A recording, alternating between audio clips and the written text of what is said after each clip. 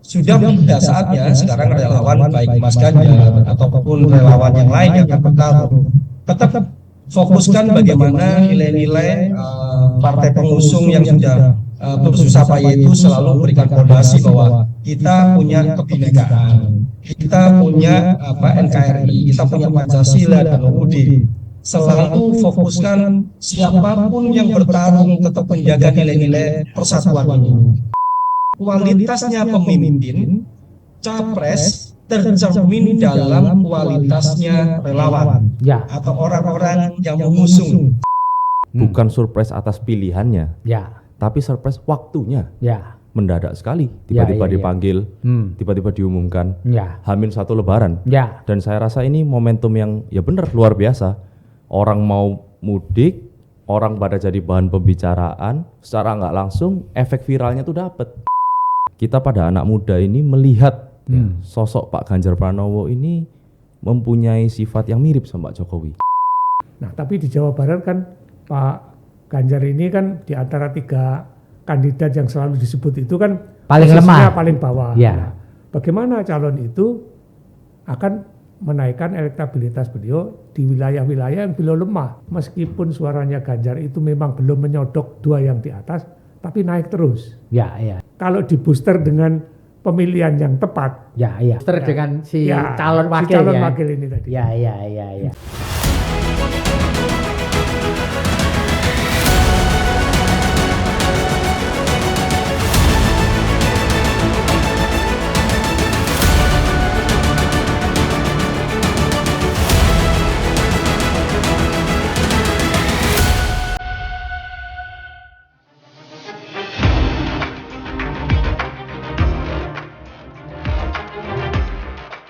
1345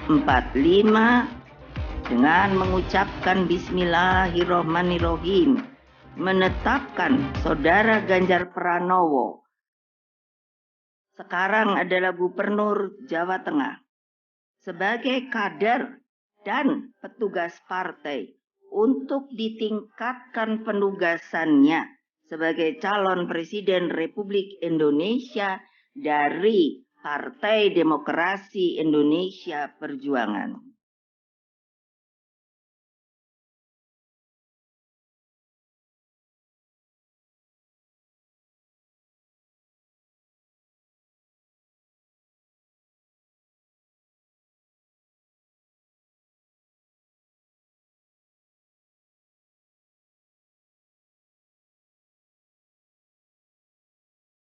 Assalamualaikum warahmatullahi wabarakatuh. Salam damai sejahtera buat kita semua. Om Swastiastu, Namo Buddhaya, dan salam kebajikan. Saya Febi Mahendra Putra, Direktur Pemberitaan Tribun Network.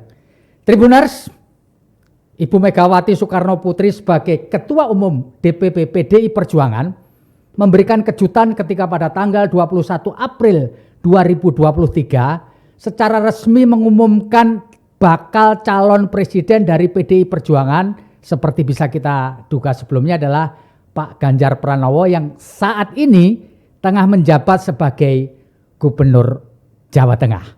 Dan untuk ngobrolin soal pencalonan Pak Ganjar Pranowo oleh PDI Perjuangan ini telah hadir bersama dengan saya Mas Petrus Haryanto, CEO IT dan Political Research Consultant. Lalu yang kedua ada Mas Hari Purwanto, paguyuban sedulur Ganjar ya dari Jawa Timur, dan yang nomor 3 adalah Bang Antonius Billy Hadiwianto. Ini tokoh muda yaitu dari komunitas milenial Ganjar. Saya akan sapa para narasumber. Salam Mas Petrus Haryanto. Salam. Assalamualaikum. Ya, terima kasih. Saya coba Mas Hari Purwanto. Assalamualaikum Mas. Waalaikumsalam Mas Bobi. Terima kasih. Dan Bang Antonius Billy Hadiwianto, Bang Billy. Waalaikumsalam. Waalaikumsalam. Terima kasih. Saya mau ke Pak Petrus Haryanto dulu. Pak Petrus, Anda merasa surprise nggak ketika pada tanggal 21 April 2023 yang lalu, sehari menjelang Lebaran, Bu Megawati mengumumkan Pak Ganjar sebagai bakal calon presiden, Mas? Nah, ini luar biasa kejutan yang dahsyat itu, Ya, Mas Febi, ya. selaku ini ya, selaku praktisi di bidang IT Research and Policy Consultant. Kami semuanya merasa ya terkejut. Wah, kejutannya luar biasa. Dan inilah menurut kami sebagai analis begitu juga di politik, bahwa kekuatan kesabaran, ketajaman, intuisi yang dilakukan oleh Mega itu tergolong sesuatu yang luar biasa, dibumbui dengan yang namanya kekuatan riset, data, dan beliau walaupun sudah sangat sepuh seperti itu ya, tapi betapa matangnya memang aspek-aspek rasional itu dipegang oleh sosok ibu, sehingga di tengah orang fokus pada Lebaran, beliau juga memberikan kejutan manis di tengah-tengah kita semua, sehingga Ganjar diusung resmi sebagai calon presiden, itu kemudian menjadi gempar, peta semua politik berubah, dan malah cenderung sepertinya akan ada banyak yang berbondong-bondong partai-partai besar di KIB dan sebagainya, yang juga akan berbondong-bondong bersama PDIP, karena nasionalis religius sepertinya akan semakin memuat dan mengkristal seperti itu, Mas Febi. Ya. Tapi yang jelas inilah sebuah dinamika politik, bahwa politik dengan berbasis data, politik berbasis kesabaran, kaderisasi, dan kemudian intuisi yang dalam, inilah yang dibutuhkan memang di dalam kematangan politik setiap partai mengusung siapa calon presiden. Terlepas dalam dinamika sebelumnya ya Mas Febi ya, tentang konflik intrik di dalam partai sendiri, dan juga bagaimana skoci-skoci yang juga seolah-olah dulu tercipta sehingga agar Ganjar diusung oleh partai lain juga. Ini sesuatu yang memang tidak dipungkiri, ini adalah bumbu yang membuat was-was juga bagi sosok Pak Ganjar sendiri sebenarnya. Tapi di balik itu semua, kesabaran Pak Ganjar dalam konteks menerima dinamika apapun intrik politik yang terjadi di dalam, membuat, saya pikir itulah kematangan juga sisi lain sebagai calon presiden ya. Ini ketika kita bicara dari sisi Pak Ganjar. Ya. Tapi yang jelas dengan adanya PDIP yang sudah resmi mengusung Ganjar ini, Mas Febi, paling tidak peta sudah berubah. Artinya di mana P3 juga akan siap-siap merapat. PAN juga yang sudah kelihatan pasti itu sudah sangat merapat. Bahkan tidak menutup kemungkinan Golkar, Gerindra, dan juga PKB.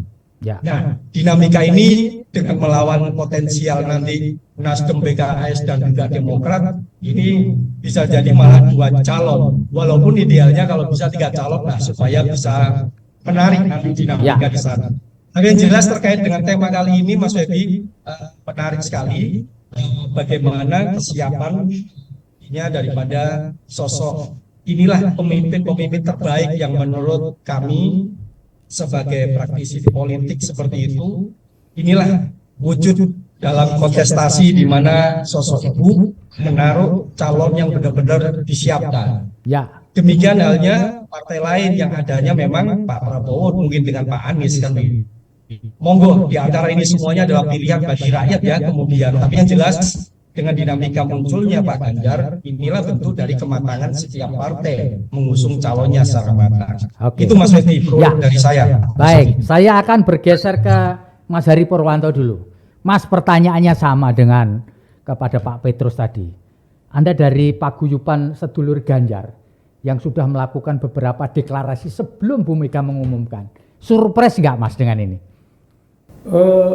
Kalau Bu Mega mengumumkan atau menunjuk Ganjar untuk dicalonkan sebagai calon presiden, bagi saya tidak surprise. Ya. Karena kami sudah menghitung bahwa bagi PDI Perjuangan tidak ada calon lain kecuali dia yang kuat untuk dicalonkan. Ya. Dan itu sudah terbukti. Kebetulan kami ini kan sudah pernah menjadi relawan Jokowi kali 2014, 2019.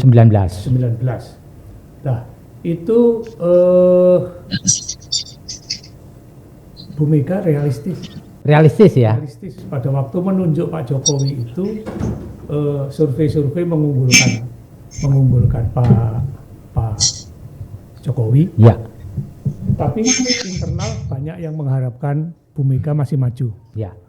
Dan pada akhirnya Bu Mega realistis mengumumkan Jokowi sebagai capresnya. Ya. Jadi kami menganalisa demikian juga. Ini Ya. kira-kira pasti kalau katakanlah misalnya tempo hari itu ada misalnya Mbak Puan yang juga mau running Ya. begitu, dan diberi kesempatan oleh ketua umum untuk bergerak begitu, berhubungan dengan partai ke bawah segala macam. Nyatanya elektabilitas tidak naik lebih dari 3%, sehingga Bu Mega pasti realistis lah. Kak, yang bagi saya kejutannya itu Waktu ya Pak. waktu, ya. mengapa? Itu terkejut itu. Ya. Terkejut oleh karena yang santer terdengar itu kan kira-kira akan diumumkan bulan Juni. Betul. Dan bulan Juni ya. Itu kan bulan Bung Karno lah itu Ya. ya. Pasti agak Ya, betul. Juni itu bulan Bung Karno, betul ya. Ada maksud ada maksud agenda-agenda yang akan riuh lah di sana Ya. begitu. Nah, tapi menjadi 21 April itu agak terkejut ini. Ya. Dan itu juga sempat kami harus mengevaluasi gerakan-gerakan kami di lapangan. Oleh karena perubahan-perubahan itu. Jadi dengan adanya pengumuman resmi ini, Paguyuban Sedulur Ganjar harus mengevaluasi kembali rencana kedepannya Pak ya? Ya, rencana-rencananya kan kami sampai bulan pertengahan Mei itu kan akan bikin deklarasi di 8 sampai 10 titik. Di Jawa Timur? Di Jawa Timur. Tapi dengan diumumkan itu, kita evaluasi lagi, kita cari bentuk barunya seperti apa. Ya, gitu. ya. Yang pasti Sabtu tanggal 29 deklarasi di Sidoarjo. Oh, jalan terus kalau itu ya? Jalan, karena udah kadung ya. Sudah di jadwal ya? Sudah terlanjur dan teman-teman udah bersiap-siap. Termasuk yang kedua di Jember tanggal 6 Mei. 6 Mei jalan terus juga? Jalan terus juga. Nah, di luar itu kami masih timbang-timbang. Ya. Ada Malang, ada Madiun, ada Banyuwangi, ada Tulungagung, begitu. Itu ada dievaluasi ya? Kami evaluasi lagi nanti kira-kira bentuknya seperti apa begitu. Gitu ya Mas Heri ya. Ya. Baik, saya geser juga ke Bang Billy nih, Bang. Siap. Sama pertanyaannya dengan Mas Hari tadi.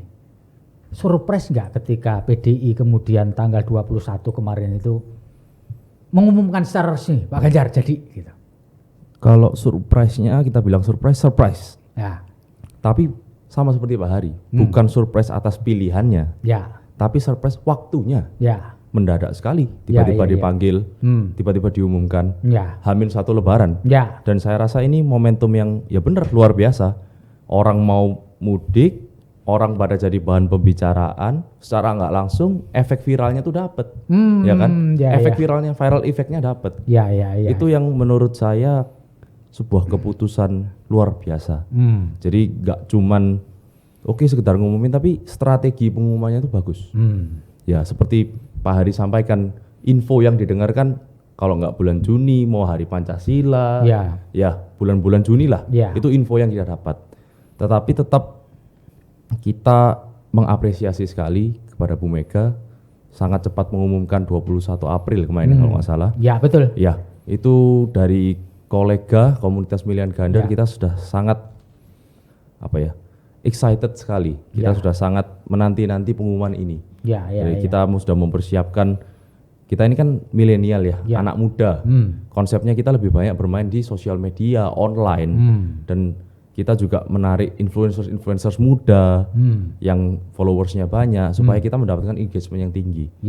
Jadi ya kita di sini komunitas supporter, kita satu komando lah. Kita di sini support Pak Ganjar. Ya. Bisa diceritakan sedikit Bang, kok Anda dan teman-teman Anda di komunitas milenial Ganjar itu kok memilih Pak Ganjar, kok nggak Pak Anies atau Pak Prabowo gitu? Mengapa ini? Why, Mas? Karena gini, kita melihat Presiden Jokowi 2 periode ini kan luar biasa. Sifatnya luar biasa. Cara beliau kerja ini luar biasa. Track record gak bohong lah. Tanpa mengesampingkan atau menghina atau mengapapun dari pihak sisi, kita memfokuskan di Pak Ganjar. Kita pada anak muda ini melihat Ya, sosok Pak Ganjar Pranowo ini mempunyai sifat yang mirip sama Pak Jokowi, gitu ya? Yaitu melayani. Dia seorang pelayan masyarakat. Ya, dari slogan-slogannya, dari kinerjanya di Jateng, bagaimana dia memanfaatkan IT untuk melayani masyarakat, itu hal yang luar biasa gitu loh. Jadi saya belum lihat ini di pejabat-pejabat lain gitu. Bahkan bisa bilang Pak Ganjar ini salah satu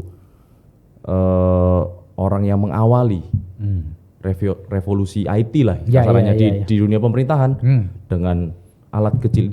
Dia kan selalu bilang dengan alat kecil ini kita bisa mendengar keluhan masyarakat. Nah, itu luar biasa. Jadi efisiensi waktu melayani masyarakat itu luar biasa. Itu ya yang membuat ini. Itu yang membuat kita merasa kayak ini Pak Ganjar ini dapat melanjutkan bahkan mengimprovisasi kinerja dari Pak Jokowi. Ya. Kalau boleh saya tahu Bang, sekarang ini yang bergabung di komunitas milenial Ganjar ini berapa Bang? Kalau untuk sekarang gak sampai 50 orang. Ya. Tetapi dari 50 orang tersebut terdiri dari anak-anak muda yang followersnya banyak. Oh gitu. Anak-anak IT, anak-anak kuliah. Jadi anak muda ini kita memilih siapapun, tetapi kita mempunyai target bahwa anak muda ini memiliki influence kepada orang. Beliau bisa memberikan pesan kepada orang, berpengaruh kepada orang, dan mengajak siapapun yang kalau kita satu visi, ayo kita gabung. Kita tidak pernah memaksa orang, oh kamu harus gabung kita ya, kamu nggak boleh, kamu kurang terkenal, enggak. Kalau kamu misalnya pendukung Pak Ganjar, kamu suka sama beliau, kamu fansnya beliau, ya ayo gabung sama kita. Kita ini sifatnya komunitas kok. Komunitas kan bebas Pak. Terbuka ya. Terbuka. Siapapun boleh. Cuman memang kita fokuskan ke anak yang muda, supaya kita komunikasinya lebih nyambung. Lebih nyambung komunikasi. Kalau kita gerak kan, sekarang kan cepet, langsung WA, blasting, broadcast, jalan seperti itu. Jadi kita lebih fokuskan ke anak yang muda. Oke. Saya ingin kembali ke Mas Petrus. Mas Petrus bersama dengan kita masih? Ya, siap. Mas Petrus, kemarin waktu Bu Mega mengumumkan tanggal 21 April hadir juga Presiden Joko Widodo. Kita nggak tahu kapasitas beliau apa, tapi yang pasti disebut sebagai kader PDI Perjuangan. Menurut Mas Petrus, apa sih makna kehadiran Pak Jokowi dalam pengumuman itu, Mas? Ya, kita semua tentu saja menangkapnya, melihat itu secara realistis saja. Artinya kehadiran kedatangan Pak Jokowi memang adalah bagaimanapun beliau sebagai kader partai kan seperti itu. Dan yang jelas tentu saja dukungannya sudah sangat mutlak, yaitu apa? Dukungan secara kecondongan figur penerus beliau sendiri adalah yang sangat diharap-harapkan dikabulkan Ibu, karena tidak jangan seperti itu. Artinya sosok Ganjar Pranowo memang sesuatu yang memang sudah digadang-gadang dan diharapkan akhirnya terwujud dengan segala macam sinyal kode-kode yang sudah sering dilemparkan oleh Pak Jokowi. Tapi terlepas dari itu semua, Mas Ferdi, kehadiran Pak Jokowi memang ada beberapa orang mungkin lawan politik yang juga menilai dari sisi lain ya. Kenapa sih kok harus turun hadir di tengah-tengah persoalan dalam konteks kepartian yang sangat internal seperti itu. Yang jelas inilah bentuk bahwa sebagai pemimpin apapun ya kan, apalagi karena khususnya beliau sebagai kader dari PDI Perjuangan, maka ya sudah menjadi kewajaran juga tentu saja ketika itu dianggap berseberangan ya, karena beliau adalah kepala negara kan seperti itu. Tapi bagi kami melihat ya inilah proses bahwa apapun ketika yang namanya kandidat itu diusung oleh sebuah partai, dan ini konteksnya adalah PDIP yang memang resmi mengumumkan pengumumannya, maka Pak Jokowi sudah berada di tempat yang tepat juga, yaitu apa? Ya hadirnya juga bukan sebagai kapasitas kepala negara tentu saja, Mas Febi, tapi yang jelas sebagai bagian daripada PDI Perjuangan itu sendiri. Nah, terlepas apapun ya tentu saja itu ya biasalah, itu hanya cara pandang yang berbeda. Yang jelas menurut saya cukup matang bagaimana PDIP memainkan sebuah peran menentukan hari waktu, dan saja kejutan-kejutan itu tidak saja berlaku bagi masyarakat. Pengurus PDIP saja terkejut semuanya kan seperti itu ketika dalam 1-2 hari sebelum pengumuman Mas Ganjar diminta untuk ke Jakarta. Saya pikir itu Mas Jadi kalau soal posisi Pak Presiden ya.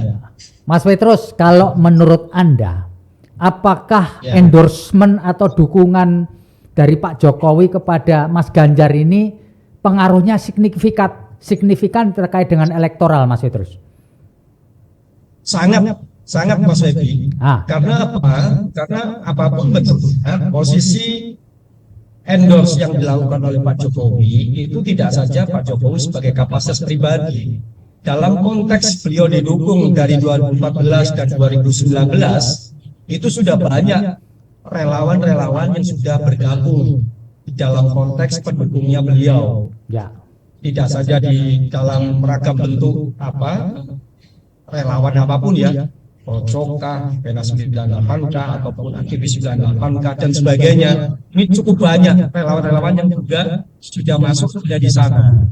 Artinya adalah ini sudah menjadi bagian bahwa tidak memungkinkan kalau semua gerbong namanya relawan berharap kepada Pak Jokowi atas dukungannya terhadap siapa capres yang akan di-endorse. Ini yang kemudian menjadi sesuatu yang luar biasa. Ya, beliau tidak bisa menafikan keberadaan semua relawan yang memang mengendaki sosok Pak Ganjar ini dengan tentu saja segala macam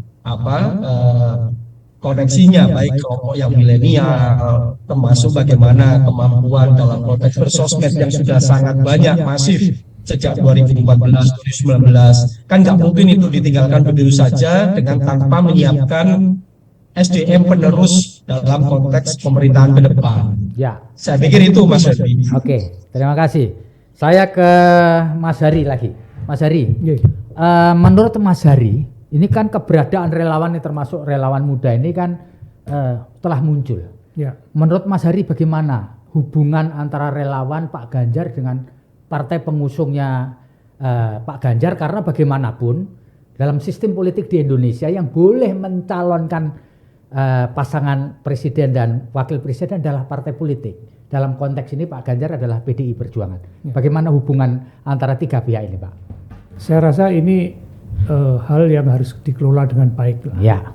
Bahwa dan ini sifatnya resiprokal. Resiprokal. Jadi misalnya begini, rakyat banyak berharap Ganjar dicalonkan. Itu terbukti dari survei-survei elektoral. Partai sekarang menyambut itu, mendengarkan itu, menyambut itu, dan mencalonkan Ganjar sebagai capres dari PDI Perjuangan. Ya. Artinya suara rakyat didengarkan. Ya. Baik oleh nanti partai pengusung maupun oleh partai pendukung. Ya. Kami sadar betul bahwa konstitusi mengatur seperti itu. Ya. Tapi real politiknya adalah misalnya begini. Kalau PDI Perjuangan itu menang, katakanlah misalnya, berbagai survei dulu mengatakan 25% begitulah. Untuk jadi presiden kan tidak cukup 25%. Betul. Untuk jadi presiden perlu ya misalnya sajalah ngomongnya paling gampang 55% lah. Betul. Partai-partai pendukung akan berkontribusi berapa persen? Enggak. Katakanlah berkontribusi sampai maksimal 40% lah. Ya. Jadi artinya 25 ditambah 15 atau ditambah 20 baru 45. Ya. Masih perlu 10-15% lagi kan begitu. Dan itu saya rasa suara-suara yang sekarang ini digalang oleh para relawan. Oleh karena itu partai relawan harus berpikir seperti ikan dengan airnya. Ya. Artinya jangan dipisahkan ikan dengan airnya. Ya, ya, ya. Karena ini relawan itu kan relawan dan partai pengusung maupun pendukung ini kan airnya. Ya, ya, ya, ya. Nah, tapi air itu kan tidak ada yang eksklusif itu di mana-mana air itu inklusif lah kan begitu. Sifat air inklusif Sifat air kan inklusif gitu. Nah, Pak Ganjar ini kan ikannya, ibaratnya kan semacam itu. Nah, jadi kalau nanti ada misalnya partai itu siapapun lah, partai pengusung dalam hal ini PDI, pendukung misalnya nanti P3, PAN dan lain-lain itu merasa eksklusif Ganjar itu adalah calon kami, itu akan menimbulkan komplikasi. Jadi akan merugikan Pak Ganjar sendiri ya? Iya, akan timbul apa pergesekan yang tidak perlu lah, itu sama sekali tidak perlu. Karena semua harus menyadari bahwa relawan harus menyadari bahwa hanya partai yang bisa menyalonkan. Partai harus menyadari bahwa dengan partai saja tidak cukup. Saya rasa itu. Perlu ada dukungan dari relawan Iya. Sekarang Bang Billy, Bang, apakah secara fisik atau non fisik, biarlah komunikasi, komunitas milenial Ganjar ini pernah berkomunikasi dengan Pak Ganjar, Bang? Jadi bulan Maret ya, bulan Maret saya lupa tanggalnya berapa. Kebetulan kita dari kolega dipanggil Pak Ganjar di Semarang, di rumah dinasnya di beliau, rumah dinas, di Puri Gede.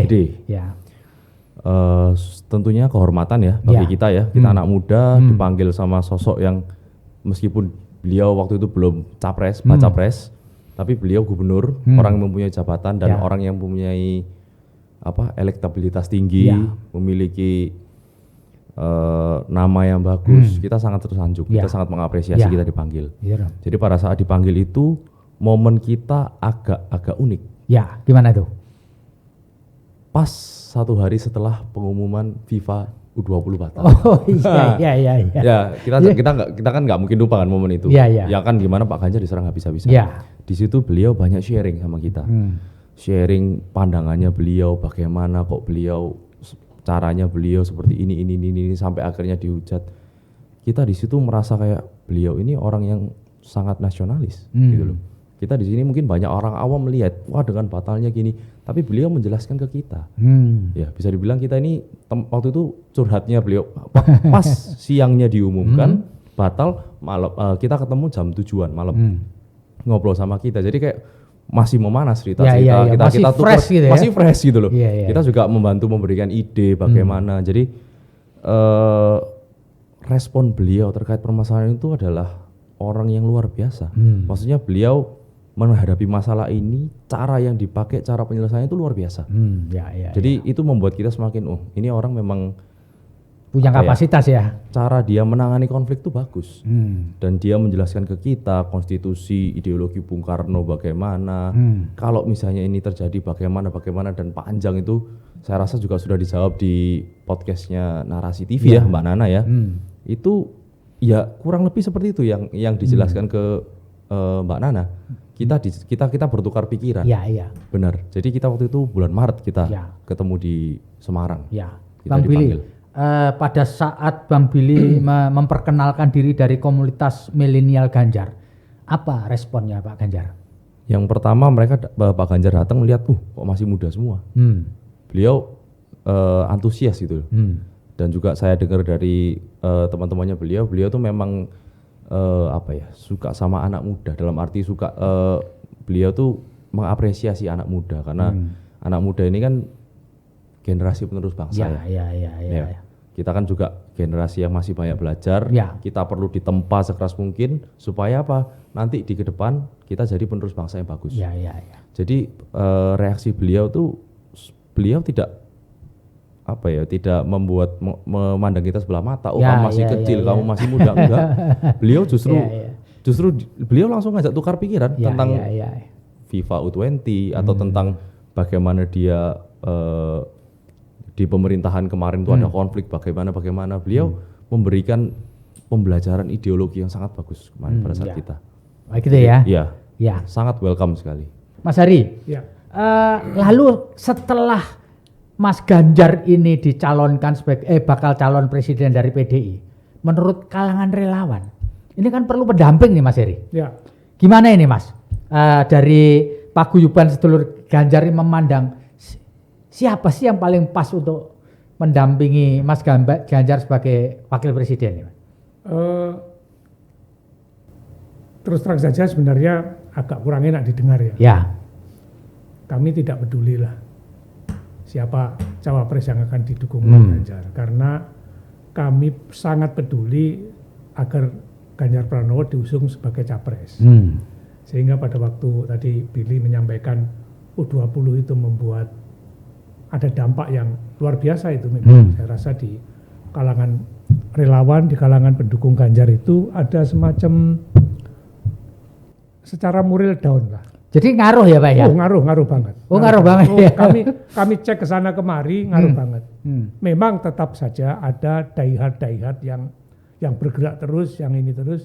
Dan apa yang kami lakukan di Jawa Timur dengan deklarasi di Batu, di Nganjuk, nanti di Sidoarjo, nanti di Jember segala macam itu dalam rangka satu mengangkat moral kawan-kawan. Yang kedua dalam rangka menaikkan elektabilitas Pak Ganjar. Karena yaitu tadi waktu 21 April tadi ini bagi kami kan sangat mengejutkan. Gitu. Jadi kami tidak berpikir bahwa dalam bulan April itu akan terjadi, enggak. Bulan Mei pun kami enggak akan terjadi, karena itu kami menggelar acara-acara itu sampai pertengahan Mei. Nah, itu untuk menaikkan moral kembali ya? Untuk menaikkan moral. Nah, dengan demikian kami fokusnya adalah Ganjar dicapreskan. Nah, kalau misalnya sebut nama itu saya rasa pasti ini adalah rembukan antara partai-partai pendukung. Dan mungkin juga Pak Jokowi. Ya. Kan begitu, karena beliau kalau endorsement itu kan nilainya tinggi gitu. Bolehlah kita bilang sekarang ini the kingmaker di Indonesia itu kan ada dua untuk Pilpres itu, Bu Mega dan Pak Jokowi. Nah, sehingga pasti itulah, pasti rembukan-rembukan di antara Bu Mega, Pak Jokowi dengan partai-partai yang akan mendukung pencalonan Ganjar. Bagi kami yang penting adalah figur cawapres ini satu, jangan sampai memberatkan Pak Ganjar. Oh, jangan sampai membuat elektoralnya jadi malah turun gitu ya. Jangan mendowngrade lah. Ya. Itu yang pertama. Yang kedua, bagaimana kalau Pak Ganjar ini misalnya omong kosong nih. Jawa Tengah itu kan sudah pasti kuat. Ya. Itu kan rumahnya beliau. Ya. Jawa Timur ini boleh juga dibilang sebagai penentu karena suaranya juga besar. Nomor 2 setelah Jawa Barat ya. Jawa Barat. Nah, tapi di Jawa Barat kan Pak Ganjar ini kan di antara 3 kandidat yang selalu disebut itu kan paling lemah, paling bawah. Ya. Nah, bagaimana calon itu akan menaikkan elektabilitas beliau di wilayah-wilayah yang beliau lemah, misalnya di DKI kah, di Banten kah, di Jawa Barat ya? Di Jawa Barat kah? Meskipun saya mendengar dari hasil surveinya Carta Politika, meskipun suaranya Ganjar itu memang belum menyodok 2 yang di atas, tapi naik terus. Ya. Di daerah-daerah yang beliau itu elektabilitasnya boleh dibilang kalah dengan 2 ini, 2 calon yang lain itu, tapi di daerah situ semua naik terus. Iya. Naik terus. Nah, ini kalau di booster dengan pemilihan yang tepat, ini naiknya akan lebih kuat. Booster dengan si calon wakil si calon wakil ini tadi. Ya. Saya gitu, saya nggak akan menyebut nama lah. Ya, tapi kira-kira itulah arahnya Mas ya. Ya. Baik, Bang Billy. Tadi kan disebutkan Bang Billy sempat berkomunikasi dengan Pak Ganjar. Nah, setelah diumumkan ini, kira-kira apa yang mau dilakukan oleh komunitas milenial Ganjar untuk membantu tadi seperti Mas Heri membooster makin tinggi lagi tingkat moral dan elektoralnya. Silakan. Kalau dari kita kolega, kita memang sudah ada raker rencana kerja. Ya, rencana kerja kita yang pertama tentu kita memberikan banyaknya konsultasi hukum ke masyarakat-masyarakat yang kurang mampu. Karena kolega di sini terdiri dari beberapa advokat muda. Jadi termasuk Anda juga termasuk saya. Lawyer ya? Ya, saya lawyer di kantor Handiwianto Law Office. Itu kantor saya sendiri. Dan di situ kita ada belasan sampai puluhan lawyer-lawyer muda yang kita satu visi. Nah, kita kan di sini melihat nih, Pak Ganjar juga sarjana hukum. Waktu itu kita sempat sounding juga. Kita sempat berdiskusi, kita pernah sepakat bahwa banyak orang Indonesia, khususnya rakyat kecil, yang mereka masih belum melek hukum. Jadi kita di sini akan yang pertama memberikan konsultasi gratis. Ya. Apa yang mereka perlukan, bagaimana, jangan sampai mereka pada saat banyak nih orang yang sengaja ditipu beli rumah atau apa, itu kita bantu konsultasi gratis. Yang kedua, karena kita sifatnya milenial, kita mengadakan seperti konser musik, olahraga, e-sport, itu kan engagementnya tinggi tuh.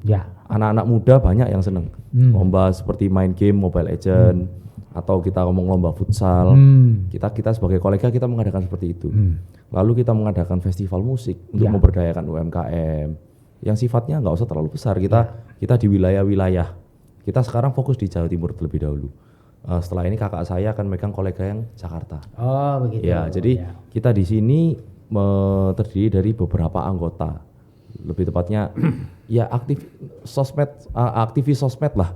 Kalau zaman dulu kan aktivis pemerintahan atau aktivis sekolah, kuliah. Sekarang kita aktivis sosmed. Kita lebih banyak di situ. Jadi kita bisa memberikan influence yang besar kepada orang. Jadi Raker kita yang pertama memberikan event-event kecil untuk support UMKM. Yang kedua kita memberikan pelayanan hukum gratis. Dan mungkin sebagainya nanti ada masukan-masukan dari anggota kolega lain. Kalau misalnya, kamu buat dong event, seminar seperti ini. Nah, anak-anak muda ini masih banyak kreatif kan. Jadi kita menampung semua aspirasi. Untuk jangka pendek sementara kita masih itu dulu. Mas Hari, ini banyak orang kadang-kadang nyinyir juga. Relawan-relawan ini muncul karena kan ada pamrih nih. Kepengin ini, kepengin itu. Bagaimana Mas Hari Purwanto menjawab nyinyiran bahwa makin banyak relawan itu nantinya minta-minta gitu? Hari Senin kemarin saya ada di Solo. Ketemu dengan teman-teman relawan. Dan di situ ada Pak F.I. Rudi. Mantan wali kota Surakarta Solo yang pendukung berat Ganjar lah. Katanya kan nulisnya kan unik banget itu. Biar diajar sampai mutar tetap Ganjar kan gitu. Kan luar biasa kan itu ya. Nah, saya rasa ada semboyan yang baik yang disampaikan oleh Pak Rudi bahwa saya tidak tahu asalnya dari mana, tapi Pak Rudi menyampaikan itu relawan itu adalah kita-kita yang tidak berharap penghargaan, tidak butuh pengakuan, bekerja untuk kemenangan dengan perdamaian. Saya rasa yang paling penting bagi saya menang dengan perdamaian itu, karena pengalaman kita kurang baik lah, dimulai dengan Pilgub DKI, terus memuncak di Pilpres 2019 itu keterbelahan masyarakat kan kuat sekali. Dan ini jangan sampai terjadi lagi lah. Saya rasa itu yang penting untuk kita sadari gitu loh. Bahwa relawan ini, kami dulu waktu 2014 Rejo Bangwetan, relawan Jokowi Bangwetan 2019 ya tidak dapat duit dari siapa-siapa ya. Artinya tidak dapat duit dari Pak Jokowi maksud saya. Tidak dapat duit dari tim kampanye nasional. Kami ya gotong royong, kami ya cari donatur sendiri, kami kerja sendiri, kami laksanakan sendiri. Sekarang kami nggak jadi apa-apa ya sudah ada apa-apa. Gitu. Tapi ngomong-ngomong ada efeknya nggak Mas menjadi relawan? Efeknya ada nggak? Efek psikologis maupun non psikologis, misalkan aku yang saya dukung jadi bangga. Saya rasa efek psikologis itu yang paling penting saya jadi pertimbangan saya, oleh karena pada waktu dulu pemilu 2014 kan muncul 3 calon. Si A, si B, si C. Nah, si A begini, si B begini, masa iya saya akan mendukung itu? Saya mendukung Pak Jokowi. Loh, saya ditanya pada waktu itu oleh teman-teman, apa urusannya dukung Pak Jokowi? Urusannya golek orang baik untuk memimpin Republik. Dan alhamdulillah ternyata setelah beliau terpilih memimpin Republik, alhamdulillah baik toh. Artinya hal-hal yang dulu tidak terbayangkan oleh kita, pembangunan fisik, pemerataan keadilan, rasa itu kan penting banget itu.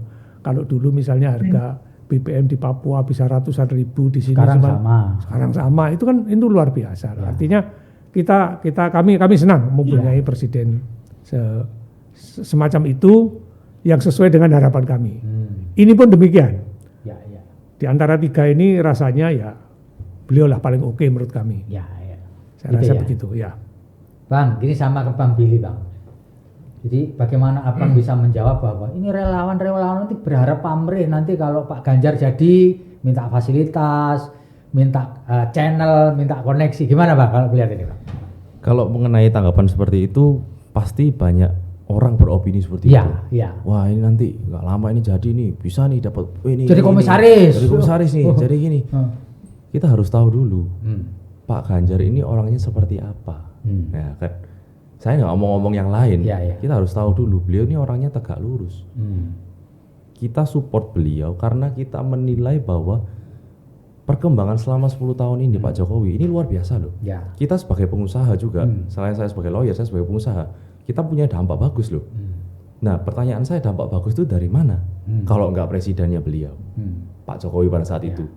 Kembali lagi kita tarik ke depan, siapa sih yang kita pandang bisa melanjutkan Pak Jokowi? Ya siapa lagi kalau nggak Pak Ganjar?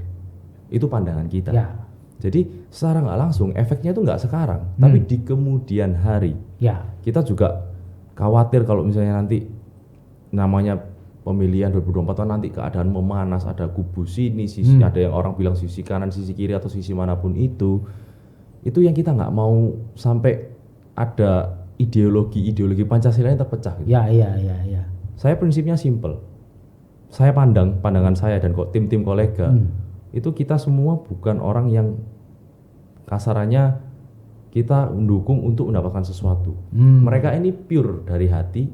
Kita mau, kita seneng. Kita selama ini periode Pak Jokowi itu hidup tuh lebih enak. Kita mau ke Semarang tol cepet, kita mau pembangunan ini bagus, pemerataan harga meskipun inflasi tetap ada, cuman pertumbuhan ekonominya bagus.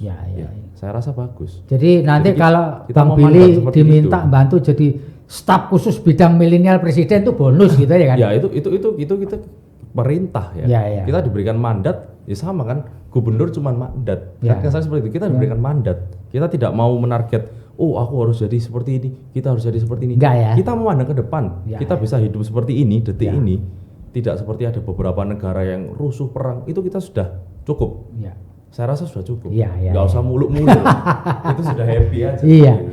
Baik, Mas Petrus kembali bergabung. Mas, saya kepingin tahu pendapat Mas Petrus mengenai siapa atau syarat apa yang cocok untuk memberikan efek elektoral kepada Pak Ganjar sebagai bakal calon wakil presiden, Mas Petrus.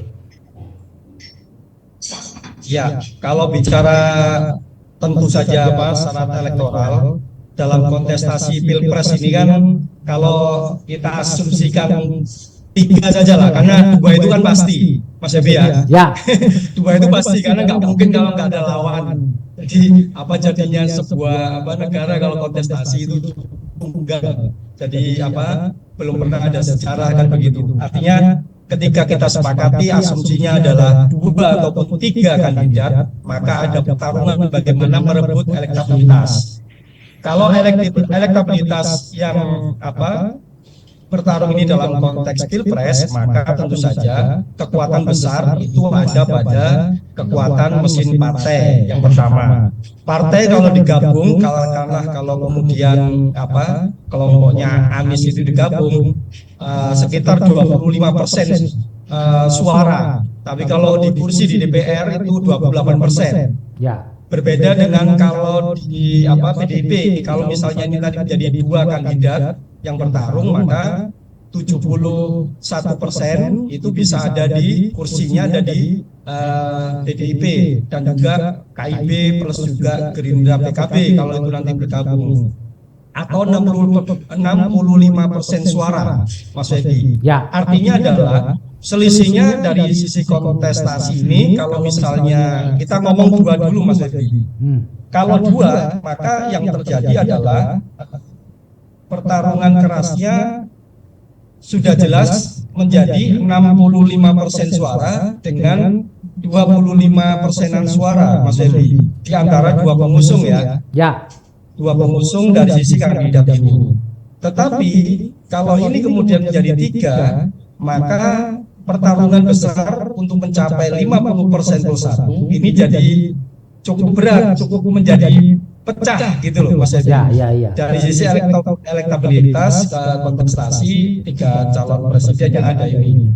Tetapi bagi kita saat ini dalam kontestasi perang sesama antar relawan, yang menarik adalah bagaimana setiap relawan Mas Ganjar, kemudian Mas Anies ataupun Prabowo nanti bertarung pada segmen di pemilih, di mana relawan yang berada tadi itu harus masing-masing memfokuskan diri pada zona atau wilayah masing-masing. Terlepas ada sisi milenial, terlepas ada sisi mungkin generasi Z dan sebagainya. Itu persoalan bahwa pentingnya menyapa di sosial media, di media massa. Tetapi ketika bicara elektoral real di bawah, harusnya nanti kekuatan dari teman-teman yang ada di relawan Ganjar dan sebagainya, ataupun Mas Anies, ataupun dari sisi Pak Prabowo, ayo berkontestasinya sama-sama menguatkan basis di mana wilayah masing-masing itu dikuasai, menjadi sumbangsi real dari kekuatan masing-masing relawan. Jangan sampai seringkali relawan yang sudah berdarah-darah, berjasa dan sebagainya itu terabaikan oleh sisi manajerial dari sisi pemenangan yang ada di tim. Karena bagaimanapun ada tim kampanye nasional, ada tim kampanyenya juga internal partai masing-masing, ada juga relawan. Nah, jangan sampai relawan ini sekedar tambal sulam atau katakanlah cuma menutupi atau menyempurnakan, karena sesungguhnya peran-peran relawan ini mereka lebih besar sebenarnya, karena peran menyampaikan secara kepemimpinan itu lebih kuat pengaruhnya dari sisi relawan, karena relawan tidak memiliki identitas di partai khususnya ya, sehingga mereka akan mudah menyampaikan sisi kecocokan personality yang dimiliki oleh masing-masing capres ini. Jadi Mas Teddy, menurut saya sebagai sesuatu yang menarik adalah sudah saatnya sekarang relawan baik Mas Ganjar ataupun relawan yang lain yang akan bertarung tetap fokuskan bagaimana nilai-nilai partai pengusung yang sudah bersusah payah itu selalu memberikan fondasi bahwa kita punya kebinekaan, kita punya NKRI, kita punya Pancasila dan UUD. Selalu fokuskan siapapun yang bertarung tetap menjaga nilai-nilai persatuan ini. Karena yang paling berat di negeri kita adalah persatuan itu sendiri. Karena dalam perbedaan ini hanya kontestasi 5 tahun, adu cerdas, adu jaringan, adu kampanye, adu gagasan, strategi. Semuanya dikolaborasi jadi satu. Jangan mengkampanyekan yang menjadi negatif campaign atau kata-kata black campaign, sehingga kita sama-sama kualitasnya pemimpin capres tercermin dalam kualitasnya relawan atau orang-orang yang mengusung sebagai gagasan baru. Jadi Mas Edi itu yang ingin kami fokuskan, Mas Edi. Ya, baik. Ini kita sudah sampai di penghujung ngobrol kita. Saya ingin ke Mas Hari dulu, Mas. Apa yang Mas Hari akan sampaikan kepada Mas Ganjar untuk melangkah hari-hari ke depan? Karena ini kan waktu kita ini pendek, Mas, ya kan? Ya. Kita akan Pilpres bulan Februari 2024. Kalau ditarik tinggal beberapa bulan aja. Silakan Mas, apa yang bisa? Yang apa yang saya sampaikan ini memperkuat, mempertajam apa yang disampaikan Mas Petrus Haryanto, bahwa relawan ini perannya cukup signifikan. Signifikan, betul. Apalagi kalau kita ingat partai itu isinya adalah para caleg. Iya, betul. Dan para caleg, mohon maaf, mikirno awake dhewe. Itu dikatakan oleh salah seorang teman pimpinan partai, ngomong, kalau ada teman-teman ikut memasarkan calon presiden kami, kita senang. Oleh karena banyak orang-orang kami fokus pada pileg. Karena itu mereka kurang care dengan pilpresnya, begitulah. Saya rasa saya ingin mempertajam itu yang pertama. Yang kedua, tentu kami berharap Mas Ganjar Pranowo sebagai capres itu sebagaimana yang sekarang ini beliau rajin menyapa berbagai kelompok, termasuk seperti misalnya kolega ini tadi, berbagai kelompok relawan dan lain-lain, itu mohon ditingkatkan, itu jangan dikendorkan lah, oleh karena beliau itu ditugaskan oleh partai, oleh karena beliau didukung oleh partai-partai. Saya rasa itu dijagalah. Yang ketiga, kami ingin appeal kepada beliau. Selama ini kan karena ruang politiknya yang sempit, sebelum dicalonkan tempo hari itu kan boleh dibilang kan, kalau bahasa guyonnya kami kan, Mas Ganjar ini jualan kemasan melalui medsos. Rasanya sudah tiba waktunya Mas Ganjar jualan isi. Konten ya Pak? Konten. Ya. Jualan kontennya lah kira-kira begitu. Itu yang kami berharap betul, karena sebagaimana yang disampaikan oleh Mas Petrus Haryanto tadi, yang paling krusial menurut saya mestinya adu gagasan lah. Adu gagasan, karena kita di dalam situasi dunia yang amat sangat berubah, kencang, kuat. Kita di tengah pusaran itu, abadnya abad Asia, kita boleh dibilang di salah satu pusatnya Asia, begitulah kira-kira. Kalau tidak punya gagasan yang kuat, saya rasa ya berat lah ke depan kita. Saya rasa itu. Iya, mantap. Nah, ini sekarang Bang Antonius Billy Hadiwianto, Anda mewakili milenials. Apa yang sampean ingin harapkan dari Pak Ganjar mulai sekarang sampai nanti Februari 2024, Bang? Apa yang? Kalau tadi Mas Hari kan bilang, ayo saatnya kita Mas Ganjar sampaikan adu gagasan. Kalau dari kalangan milenial silakan Bang Billy. Dari saya pribadi, pesan saya sebenarnya simple. Keep the good work. Tetap teruskan kerja bagus. Jangan karena sekarang sudah dicalonkan presiden lebih kendor. Tetap aktif. Beliau ini hari-hari juga sudah aktif melayani masyarakat. Perbanyak hal itu. Seperti yang dikatakan Pak Hari tadi juga. Perbanyak, pertemukan dengan relawan.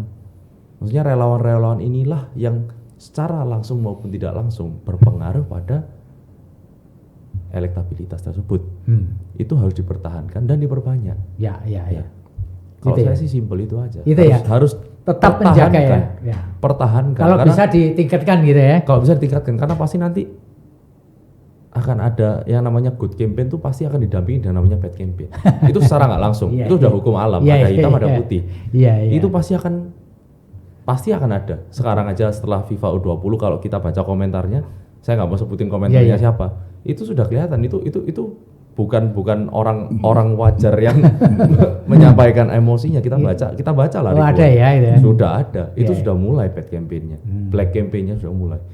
Perkuatlah di sosial mediamu supaya, karena anak muda, orang awam itu membaca sosial media, mereka merasa kayak ternyata seperti ini. Banyak hoax, akan banyak hoax. Akan banyak hoax. Dikeluarkan ini kasus seperti ini, akan banyak hoax. Itu harus dipertahankan pengamanan security baik secara sosial media, program-programnya itu harus diamankan. Gitu ya. Seperti aja. Oke, baik Mas Petrus. Di penghujung nih, saya kepingin Mas Petrus memberikan saran lah kepada Mas Ganjar nih, apa yang harus dilakukan sampai nanti masa kampanye berakhir dan saatnya memberikan pencoblosan. Silakan. Kesimpulan saya adalah selalu pada kultural kartografi.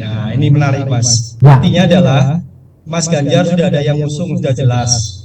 Identitas Mas Ganjar sudah semakin jelas sebagai capres, yang tinggal menentukan waktu aja pendaftaran di KPU sebagai diusung. 3 hal yang belum dimiliki Mas Ganjar yang perlu sama-sama kontestasi ini bertarung, yaitu apa? Melakukan sebuah gerakan di mana saat sosialisasi masyarakat, interaksi harus diperkuat. Karena ini berlaku juga bagi Pak Prabowo ataupun nanti misalnya Anies ketika ini menjadi calon presiden yang resmi ya. Yang jelas interaksi itu harus dilakukan. Karena apa? Masyarakat ketika bicara kepemimpinan selalu sukanya interaksi. Siapa yang paling bisa berinteraksi dalam skala yang lebih luas, langsung ataupun secara psikis melalui semacam Zoom ataupun diskusi dan sebagainya, maka kita akan bisa menakar kepemimpinan seseorang. Kedua, itu adalah partisipasi, Mas. Ketika kita melakukan partisipasi, di sini sudah muncul relawan Ganjar, milenial dan segala macam bentuknya. Pun demikian mungkin di kelompoknya Mas Anies ataupun Pak Prabowo yang juga sudah lama terbentuk seperti itu. Artinya apa? Ketika partisipasi ini dapat dan dilakukan oleh masyarakat sipil secara masif, massal, makin banyak bertumbuh di berbagai komunitas, di berbagai daerah, di 38 provinsi yang ada di Indonesia, maka bisa dipastikan partisipasi inilah yang akan mengukur bahwa banyak masyarakat yang menghendaki dia sebagai sosok pemimpin terbaik ke depan. Nah, ketika partisipasi ini sudah makin bergelora, apalagi didukung dengan partisipasi yang sifatnya rela mengumpulkan dana sendiri demi calon presidennya, rela kemudian membuat kaos dan sebagainya. Ini partisipasi, Mas, tanda bahwa dia dimiliki oleh rakyat. Yang terakhir itu adalah bicara rasa. Ketika kita rasa sudah menyatu, maka setiap calon presiden siapapun itu, dia akan langsung tidak diminta, dia akan langsung rela berkorban. Nah, inilah sama-sama di 3 kandidat ataupun nanti 2 kandidat yang akan muncul harus memikirkan itu semua, karena ini adalah bawaan sadar daripada masyarakat Indonesia. Dan sebagai penutup, tentu saja Mas Febi, di 38 provinsi punya karakter yang berbeda-beda. Karakter calon presiden yang 1, 2, dan 3 ataupun yang lain itu punya karakteristik yang pasti dicintai oleh masyarakatnya. Karena setiap kita punya bawaan, kecondongan secara psikologis ataupun secara religi dan sebagainya dengan konstituen pemilih kita.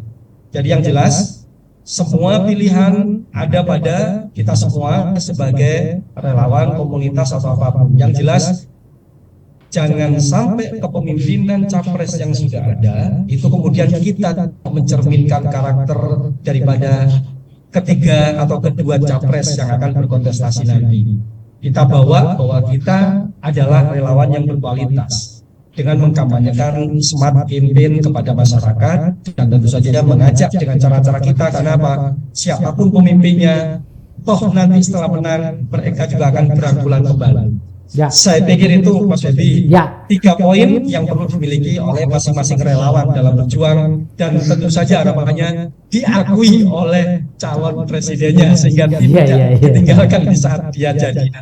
Itu Mas Febi. Terima kasih kepada para narasumber, Mas Petrus Haryanto, CEO IT dan Political Research Consultant.